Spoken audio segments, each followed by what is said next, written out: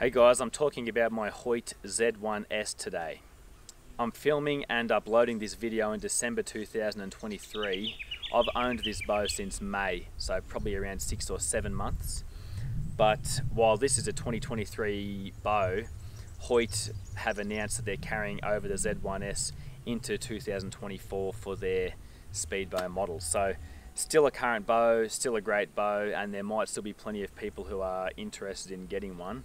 And if not that, certainly some people having a look at this video in a few years' time, maybe because they've seen some come up on the used market.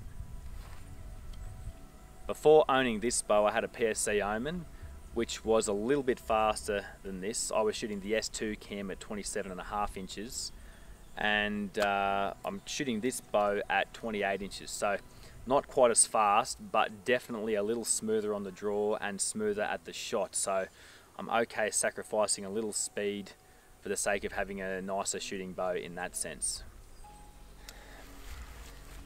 It came from the factory with one of the red strings and it's 71.5 pounds. And with me shooting at 28 inches and 80% let off, it was launching a 495 grain arrow at about 273 feet per second.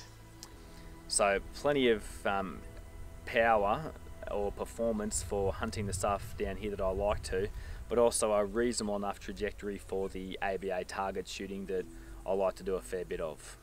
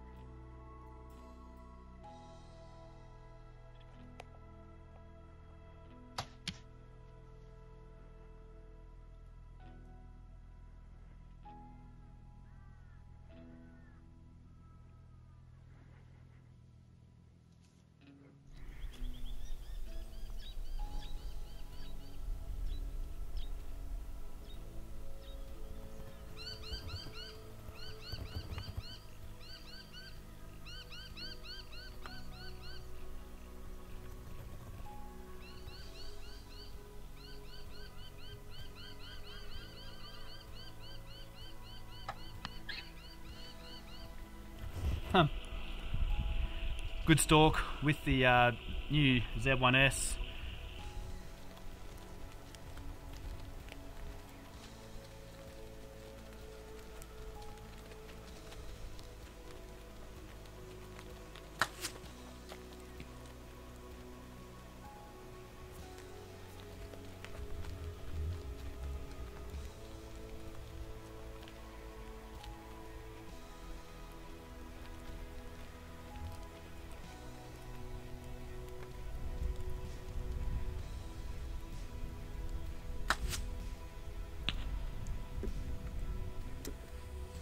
Since killing plenty of animals with that setup, some Ventum Pro limbs came up at a very good price, so I thought I'd buy them and put them on this bow to experiment with it at 80 pounds, because 80 pounds was not, or at least is not, I don't think, a factory option on this bow.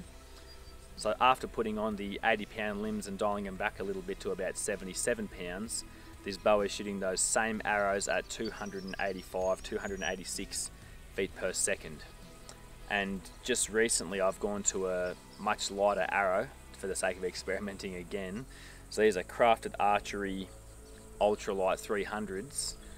They weigh 455 grains and they were going 303 feet per second, but I put some cat whiskers on the bow to get it a little bit more quiet, and right now they're doing around 296 297 feet per second, somewhere around there. So super good trajectory for the target stuff, but still what I believe is going to be plenty of power for the hunting. I've killed one animal with this setup so far, but it was hardly much of a test, so I need to go and put a few more arrows through some critters over our summer break here. The Ventum Pro limbs that I bought used were spray painted black, so I've just rattle canned them to get them to blend in with the bush a little bit, and yeah, it's not super good, but it's doing an okay job. Now that I'm drawing 28 inches comfortably, I don't think about wanting as much speed as possible as much as I used to, but when you can get a bow like this, which is still 33 inches axle to axle and fairly easy to shoot, you're not really giving up much for the sake of having a bit of extra speed. I've got the dialed Arxos sight on this bow, a Hamsky Epsilon rest, and obviously the quiverizer for my quiver and front stabilizer. I'm also running a Shrewd back bar here. I don't know much about all the different sights and rests and stuff like that, because I'm still very much a trad bow shooter at heart, but I don't really see much reason for me to want to have to change anything on here.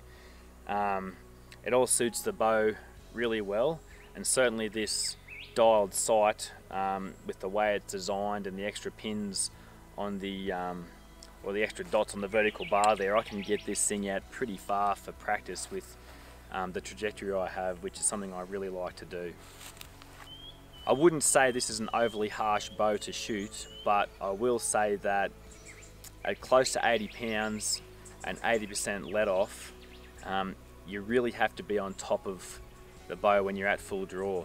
I shoot a hinge most of the time, and I've had it happen to me a couple of times where I've got into my back wall and I've just gotten a little bit lazy and the bow's let down and I've had shots, I've missed targets and stuff. Kind of embarrassing when people are watching you, but it's easy to overcome. I just want to make the point that it's a little bit harder work to shoot this bow at this kind of poundage, so it's just something to be aware of. And of course, you don't need to really shoot over 70 pounds or even over 60 pounds if you don't want to, but I'm just experimenting. I can handle the poundage okay for the moment, and I can always wind it back if I find it's giving me grief.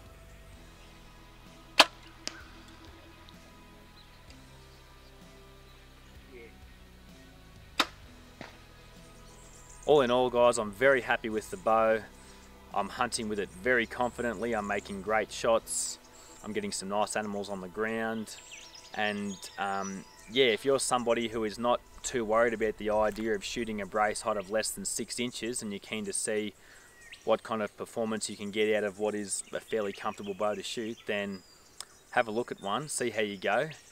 If you have any questions about any of my setup at all, reach out in the comments. I'll do my best to answer them. As I said before, I don't really know that much about the compound thing really, but I will do my best. Anyway, have a good one, and we'll see you when we talk about the rut setup. Cheers.